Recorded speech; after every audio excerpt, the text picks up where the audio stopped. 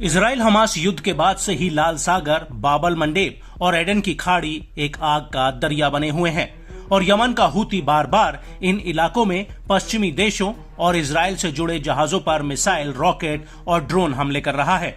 Houthi के इन हमलों से इस पूरे इलाके में मालवाहक जहाजों का आना जाना पूरी तरह से बंद हो गया है।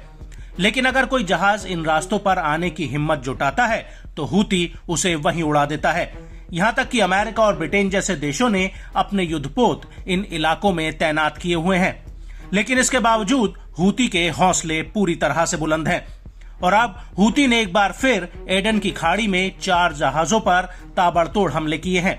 हूती का कहना है कि उसने ड्रोन और नौसैनिक मिसाइलों से अमेरिकी युद्धपोत पर हमला किया है। हूती के मुताबिक उसने MSC Darwin ship, MV Yorktown और MSC गिना पर हमला किया है। वहीं दूसरी तरफ 10 अप्रैल 2024 को अमेरिकी सेना ने कहा था कि उसने एडन की खाड़ी में एक एंटी शिप बैलिस्टिक मिसाइल को इंटरसेप्ट किया है, जो संभवतः हूती द्वारा MV यॉर्कटाउन की तरफ दागी गई थी। इस हमले में कोई हताहत या नुकसान नहीं हुआ है।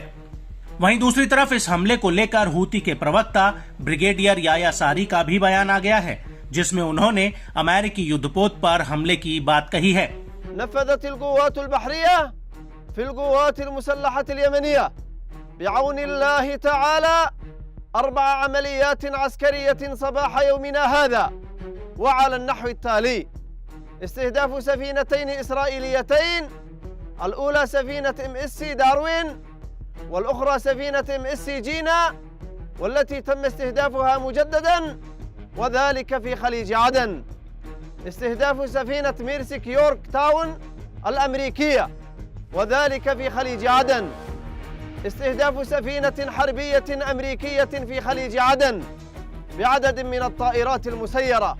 आपको बता दें कि लाल सागर में हूती के इन हमलों की वजह से दुनिया का शिपिंग कारोबार चरमरा गया है, जिसकी वजह से माल ढुलाई करने वाली कंपनियों को अपने जहाजों को लंबे रास्ते से होकर भेजना पड़ रहा है।